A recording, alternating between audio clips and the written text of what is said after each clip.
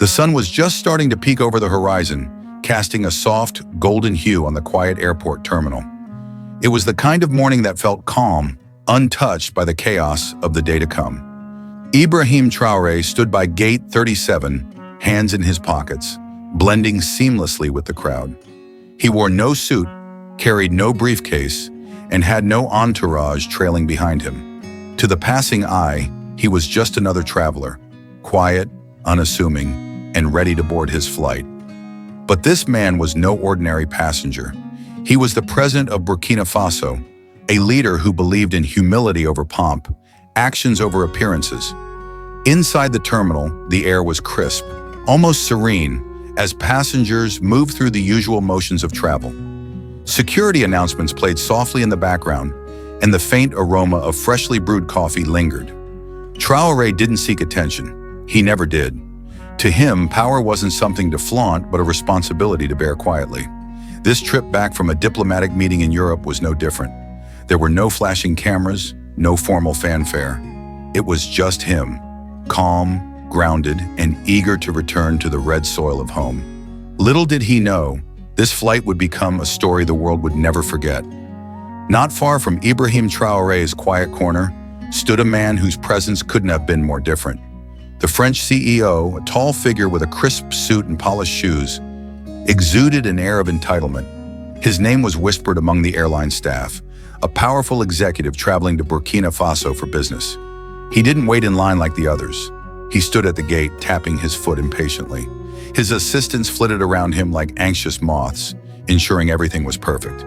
When he learned that business class was fully booked, his face hardened. For someone used to red carpets and endless privileges, the word no didn't exist. The gate agents fumbled nervously, checking tablets and murmuring among themselves. The CEO was insistent, his tone growing sharper with each exchange. "Do you know who I am?" he asked, his voice dripping with disdain. The staff didn't dare push back. They whispered hurriedly, glancing toward the aircraft, desperate to solve the problem without escalating the situation further. It was then that Claire, a senior flight attendant, was called to intervene.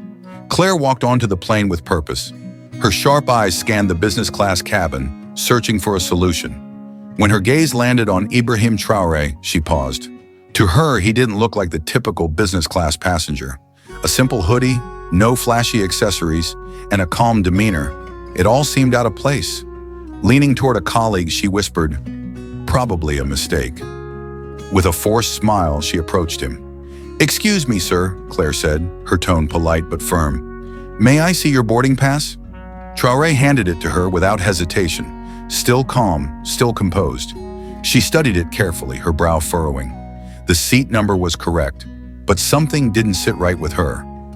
Claire returned the boarding pass with a tight smile, masking her unease. "Sir," she said, her tone still polite, but carrying an edge of authority, "we may need to relocate you to economy to accommodate another passenger. It's a small adjustment. We'll compensate you." The words were carefully chosen, but their intent wasn't lost on Ibrahim Traoré. He raised an eyebrow, his calm expression unshaken. "And why me?" he asked softly. Claire hesitated, her forced smile faltering for a moment.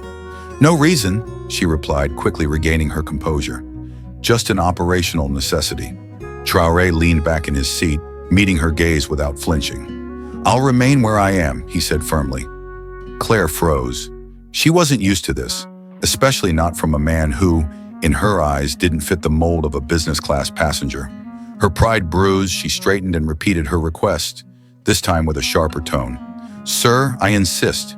This is for operational reasons." But Traoré remained calm, his voice unwavering. "Then explain why I'm being asked and not anyone else."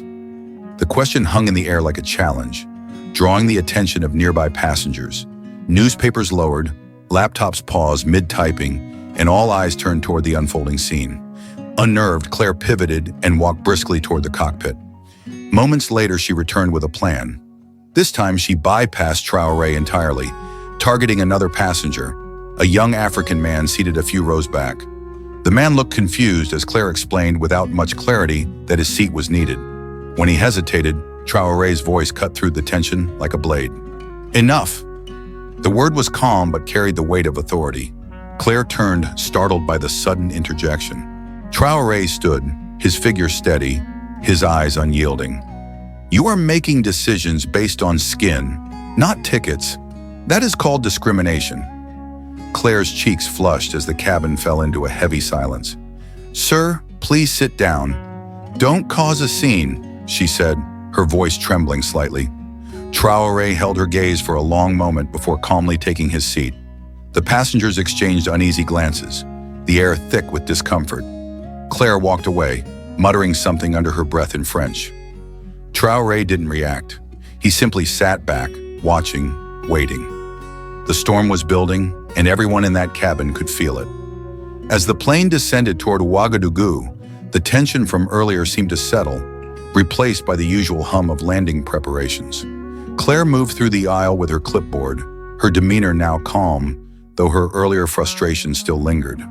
The French CEO, now seated comfortably in business class, smirked and chatted with his assistants, completely unaware of the shift about to unfold. Outside, the view of Burkina Faso came into focus. Red soil and golden light blanketed the land below. But what no one aboard the flight could see was the convoy waiting on the tarmac. Rows of black SUVs gleamed under the sun, flanked by military personnel standing at sharp attention. Ministers of the government, including the defense and foreign ministers, were assembled, their presence commanding. As the plane touched down and rolled toward its gate, whispers began spreading through the cabin. "Are we landing in a war zone?" a nervous passenger asked. "No," another replied. "It's protocol for someone important." The CEO, adjusting his tie, grinned. "Clearly this is for me," he chuckled to Claire. She laughed, already preparing to escort him ahead of the other passengers. But before anyone could disembark, a tall officer in a crisp uniform boarded the plane. His boots echoed down the aisle as he scanned the passengers with sharp eyes. When he reached row 2A, he stopped. With a precise salute, he addressed the man sitting there. "Mr. President, welcome home." The cabin fell silent. Claire's clipboard slipped from her hands. The CEO's smirk vanished, replaced by a pale, stunned expression. Ibrahim Traoré stood slowly, his movements calm and deliberate. He didn't look at Claire or the CEO. Instead, he gave the officer a small nod and stepped into the aisle, dignity radiating from his every step. As Ibrahim Traoré stepped off the plane, the scene outside was nothing short of extraordinary. Soldiers in immaculate uniforms snapped to attention. The convoy of black SUVs waited under the blazing sun, and a crowd of onlookers cheered from behind the airport fence. Traoré's calm composure remained unchanged. Behind him, the cabin was buzzing with disbelief. Claire and the French CEO exchanged uneasy glances as the realization of their actions dawned on them. Then came the moment they couldn't avoid. Another officer boarded the plane, his tone sharp and his presence commanding. "You two," he said, pointing directly at Claire and the CEO, "you will come with us immediately." The CEO's confident demeanor crumbled as he stuttered, "Wait, what? Why me?" Claire tried to regain control, her voice shaky. "There must be a mistake. I was just following protocol." But the officer's cold expression left no room for argument. "You have disrespected the President of Burkina Faso on national soil. That is a serious offense." Without another word, they were escorted off the plane in handcuffs, their arrogance shattered. Outside, cameras flashed as Traoré addressed a small gathering of reporters. His voice was steady, his words deliberate. "In Burkina Faso, we measure a man not by his skin or his wealth, but by his humanity. Dignity is not negotiable here. This is the new Africa." His statement reverberated across the globe. Videos of the incident flooded social media, with hashtags like #RespectAfrica and #Dignity trending worldwide. Claire and the CEO were left to face justice, charged with discrimination and public insult toward the head of state. Back in the presidential convoy, Traoré sat silently, reflecting not on his own vindication, but on the larger lesson. A quiet man in a hoodie had become a symbol of justice and dignity, and the world was taking notice.